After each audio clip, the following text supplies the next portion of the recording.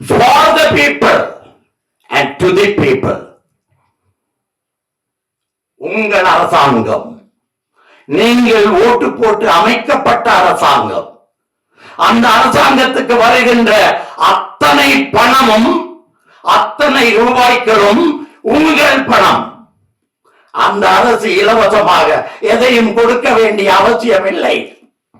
நான் கேட்கிறேன், 60 ஆண்டுகளாக 62 அந்த ஒரு இயக்கங்களோடு பழகி வந்த நான் கேட்கிறேன், இன்று எந்த கட்சியாக இருந்தாலும் 50 ஆண்டுகள் வளர்ந்த கட்சியாக இருந்தாலும் 100 ஆண்டுகள் வளர்ந்த கட்சியாக இருந்தாலும் சில பேரிடம் மட்டும் 2000 கோடி 10,000 கோடி 25,000 கோடி என்று பணம் சேர்கிறதே, அது எங்கிருந்து வந்தது? உங்களுக்கு பணம் கொடுப்பதற்காக, உங்களுக்கு தினம் 29 பைசா கொடுப்பதற்காக 29 கோடி சம்பாதிக்கிறானே, அவன் வீட்டிலே 10 கார்கள் நிற்கிறது, 10 வீடுகள் இருக்கிறது. ஆனால் ஏழைகளுக்கு இலவசங்களை கொடுக்கிறான். நியாயமா? பணம் வாங்கலாமா வாக்குக்கு? அதைத்தானே சொல்லி இருக்கிறார்கள். இதில் என்ன தப்பு? இதை அரசாங்கம் அல்லவா வாங்கி வெளியிட வேண்டும் இந்த பாட்டை. இதுதான் எங்கள் கொள்கை என்றுதானே அவர்கள் சொல்ல வேண்டும். இல்லை, கெட்டவர்கள் எல்லா இடமும் இருக்கிறார்கள். அனைவரையும் தீமையானவர்கள் என்று நான் சொல்ல மாட்டேன். இன்னமும் நல்லவர்களும் இருக்கிறார்கள். அந்த நல்லவர்கள் ஆள வேண்டுமானால், அந்த நல்லவர்கள் தீயவர்களை வெளியே அனுப்ப வேண்டுமானால், இந்த இடத்தை நீங்கள் நன்றாக புரிந்து கொள்ள வேண்டும். அந்த நல்லவர்கள் தங்களோடு இருக்கின்ற தீயவர்களை வெளியே அனுப்ப வேண்டுமானால் நீங்கள் பணம் வாங்கக்கூடாது.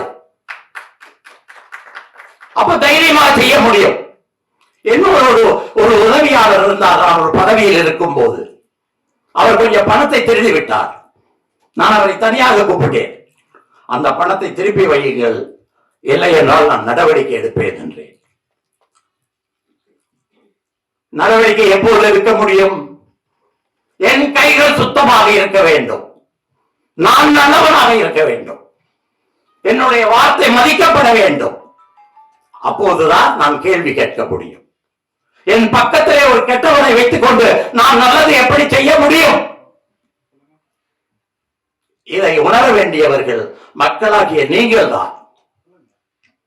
1976 ஒன்றிய அரசு சில அரசியலமைப்பு சட்டங்களிலே சில திருத்தங்களை கொண்டு வருகிறது. வேடிக்கையான திருத்தங்கள்.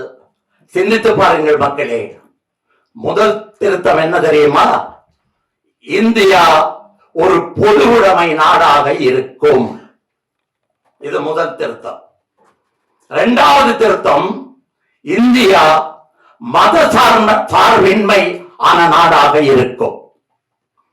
மூன்றாவது திருத்தம், தயவு செய்து சிரிக்காதீர்கள், இந்தியா நேர்மையை கடைபிடிக்கும்.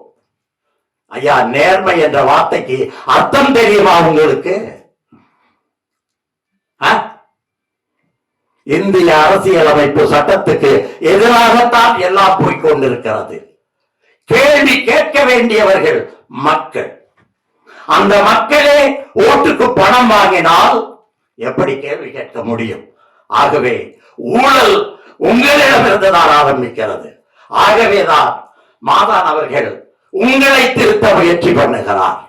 இந்த பாடல் அரசுகளுக்கானதல்ல, ஊழல்வாதிகளுக்கானதல்ல, மக்களாகிய உங்களுக்குத்தான் என்று சொல்லி விடைபெறுகிறேன்.